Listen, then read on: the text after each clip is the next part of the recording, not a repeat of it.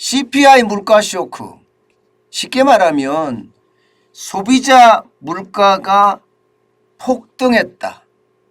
소비자 물가가 폭발했다. 이런 얘기입니다. 이렇게 되면 물가가 엄청 오르니까 인플레이션이 굉장히 심화될 거잖아요. 바로 이것을 잡으려고 금리를 줄줄이 올리면 이게 금리 폭탄이 되는 겁니다.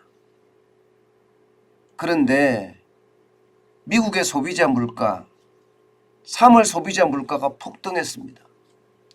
보시는 것처럼 8.5%나 올랐습니다. 시장의 전망치는 8.4%였거든요.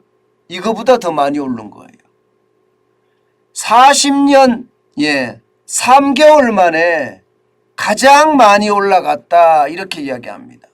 40년 3개월이면 1981년도보다가 지금 많이 올라갔다 그런 얘기가 되나요? 1981년도보다 1981년 12월 이후 최고치라고 이야기하니까 그 충격파는 굉장히 크겠죠. 여러분 보시다시피 1980년 2월에 14.2%가 올라간 적이 있습니다. 이때가 2차 오일 쇼크 때입니다. 지금 2차 오일 쇼크 때만큼 지금 올라가고 있다는 이야기잖아요. 그동안 많은 전문가들이 물가가 폭발하는 수준이다.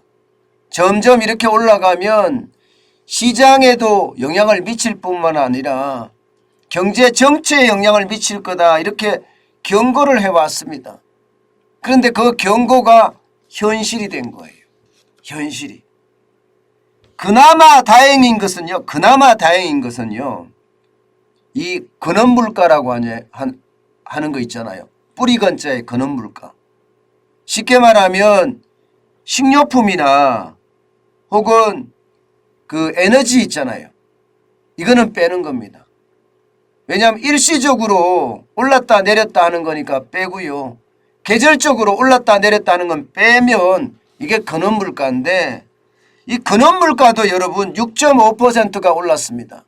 그런데 이것은 시장 예상치에 부합했다는 거예요. 시장 예상치에. 다시 말해서 CPI라고 하는 소비자 물가 지수는 8.5%로 최고치를 찍었지만 근원물가는 6.5%로 시장 예측치에 부합을 했다. 다시 말해서 시장 예측치에 부합했다는 것은 물가가 정점에 다다랐다. 뭐 이렇게 표현할 수도 있을지 모릅니다. 그렇지만 분명한 것은요. 물가가 지금 엄청 뛰고 있다는 사실이에요. 근원물가를 감안하지 않고 이야기를 하면요. 식료품 값은 8.8%가 상승을 했고요. 에너지 값은 32%나 상승을 했습니다. 굉장히 폭등했죠. 진짜 많이 올랐다 이렇게 이야기할 만큼 지금 많이 오르고 있습니다. 문제는요. 정점을 찍었다고 이야기하지만 여러분 이거 한번 보세요. 중국의 생산자 물가가 안 떨어져요. 시장의 예측치보다 더 올라갔습니다. 지금 3월의 생산자 물가가 8.3%입니다. 8.3%라는 수치는 시장에서 예측했던 것보다가 훨씬 많이 올라간 수치입니다. 이 생산자 물가가 도매 물가거든요. 중국의 어떤 공장이 세계의 공장이라고 이야기하잖아요. 중국에서 생산된 수많은 제품이 전 세계로 팔려나가거든요. 이게 도매 물가입니다. 이게 도매 물가예요. 그리고 전 세계에 팔려나가면 거기서는 소매가 이루어지는데 소매 물가는 지금 8.3% 올라갔으니까 또 올라간다는 이야기잖아요. 또 올라간다는 이야기. 결국 말입니다. 정점에 올랐다 이렇게 이야기를 하지만 이게 정점인지 아닌지는 아직 시장을 좀 더 지켜봐야 된다, 이런 얘기가 되는 겁니다. 문제는요, 소비자 물가가 오르고, 쉽게 말하면 소매 물가가 오르고, 또 도매 물가가 오르고, 그러면서 이게 물가의 악순환이 계속된다는 사실이죠. 이것은 결국 금리에 영향을 줄 수밖에 없습니다. 안 그래도 미국은요, 지금 통화 정책을 초강력으로 실시를 하겠다, 이렇게 이미 예고를 하고 있는 상태입니다. 금리는 5월 4일 날 연방공개시장위원회가 열리면 0.5%라는 빅스텝을 단행을 할 거다, 이미 시장에 예고한 상태입니다. 이게 빅스텝이 한 번에서 끝나지 않고 6월에도 만약에 올라간다, 그러면 이게 금리 폭탄이 되는 겁니다. 금리가 굉장히 빠른 속도로 올라간다는 거예요. 심지어 말입니다, 제임스 블러드 세인트루이스 연방은행 총재는요, 앞으로 남은 연방공개시장위원회 6번이 남았는데 다 0.5%씩 올려라, 그래서 연말이 되면 3.5%로 맞춰라, 이렇게까지 이야기하고 있거든요. 이렇게 되면 말입니다, 미국의 금리는 진짜 폭탄이 될 수밖에 없습니다. 미국의 금리가 이런 속도로 오르면 말입니다, 아마 전 세계 시장에 대한 충격이 저는 어마어마해질 거라고 생각을 합니다. 미국이 올리면 다른 나라들은요 더 많이 올려야 돼요. 그래야지 외국인들이 안 빠져나가요. 외국인 투자자들이 미국의 금리를 올리니까 나는 투자인 거 빼서 이제 미국에 있는 금리 갚아야 돼, 원금 갚아야 돼, 이렇게 되는 거거든요. 실제로 그렇게 일이 일어날 가능성이 굉장히 커집니다. 3.5%까지 만약에 올라간다면 그러고도 남음이 있을 겁니다. 그만큼 말입니다, 시장에 대한 충격은 커질 수밖에 없다, 이렇게 읽고 있습니다. 오늘 미국 증시에서도 말입니다, 여러분, 금리에 영향을 미쳤어요. 처음에는 말입니다, 다우산업지수도 그렇고 나스닥도 그렇고 올라갔거든요.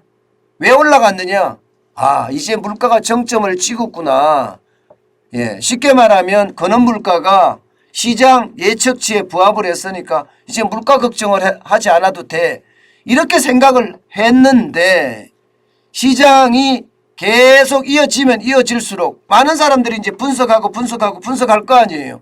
근데 그 분석 결과 아니야, 이게 정점을 찍었는지는 모르겠지만 물가의 상승 속도는 줄어들지 않겠다, 이렇게 지금 시장은 예측한 거예요.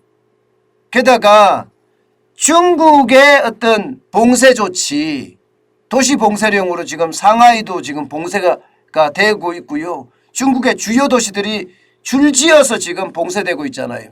그러면 생산이 그만큼 줄어듭니다. 생산이 줄어들면 생산자 물가는 더 올라갈 수가 있어요.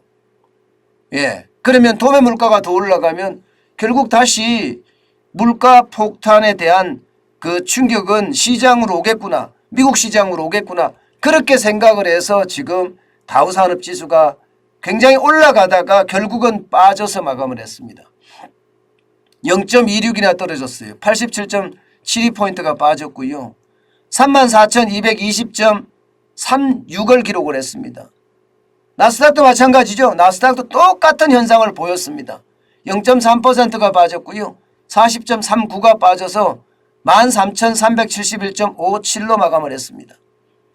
전체적으로 말입니다, 시장에서는 물가에 대한 폭탄, 이것이 금리 폭탄으로 이어질 거다, 여기에 동의한다고 읽어야 됩니다. 그만큼 말입니다, 인플레이션에 대한 공포가 커지고요. 그 인플레이션에 대한 공포는 결국 말입니다, 금리 인상으로 이어지는 악순환이 되지 않겠느냐, 저는 그렇게 예상을 합니다. 우리나라도 마찬가지거든요. 우리나라도 말입니다, 지금 물가가 올라가는 수준을 보면 지금 장난 아니게 올라가기 때문에 우리도 마찬가지로 올라갈 거예요. 예, 3월 기준으로 소비자 물가지수가 우리는 4.1%가 올라갔습니다. 미국이 금리를 올리면 우리도 올려야 됩니다. 같이 따라 올릴 수밖에 없어요. 만약에 한미 금리가 역전이 되잖아요. 우리 경제가 좋을 때는 상관이 없습니다. 수출이 잘 될 때. 근데 지금 수출이 적자가 나고 있기 때문에 한미 금리가 역전이 되면 우리나라에 투자한 외국인들이 계속 빠져나갈 거예요. 제가 어제도 여러분에게 말씀을 드렸지만 외국인의 코리아 엑소도스 한국 탈출 지금 길어지고 있거든요. 긴축 발작이 굉장히 심하게 나타나거든요. 아마 더 심하게 나타날 수도 있다 이렇게 지금 보고 있습니다. 지금 미국은요. 경기 침체도 염두에 두고 있습니다. 물가가 워낙 올라가기 때문에 경기 침체도 올 수밖에 없구나. 왜? 소비자 금리를 올리기 때문에.